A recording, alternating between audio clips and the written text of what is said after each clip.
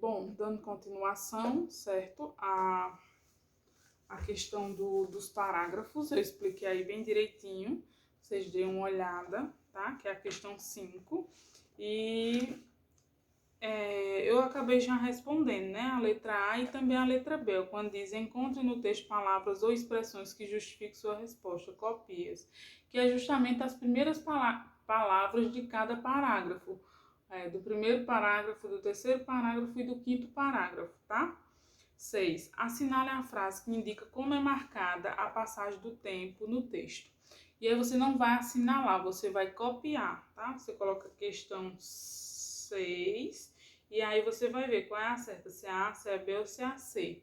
E qual for a certa, você copia tal como tá aí. Letra A. A passagem do tempo é marcada pela maneira exata. A passagem do tempo é marcada de maneira vaga.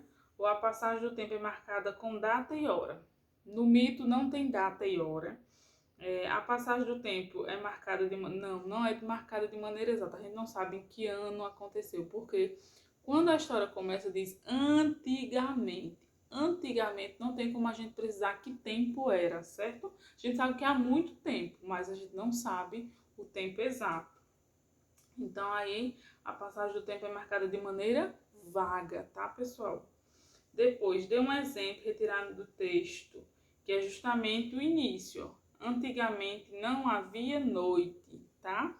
Então, essa é a parte que justifica que a passagem do tempo é marcada de maneira vaga, tá? 7. Responda as perguntas de acordo com esse trecho. O sol fazia seu percurso até o poente para então retornar pelo caminho inverso ao nascente. Onde o sol se põe, a gente chama de poente, tá? E onde o sol nasce, nós chamamos de nascente. Essa é a questão 7.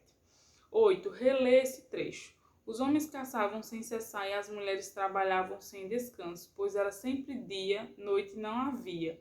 Sublinhe no texto duas expressões diferentes. Aí você na 8 você vai copiar. Coloca 8 e copia esse textinho aqui, essa frasezinha, onde diz os homens caçavam sem cessar. Você vai copiar isso aqui tudinho no caderno, tá? Os homens caçavam sem cessar e as mulheres trabalhavam sem descanso, pois era sempre dia, não havia noite. Você precisa copiar essa parte que eu acabei de ler, porque você vai sublinhar palavras aí e vai precisar circular, tá?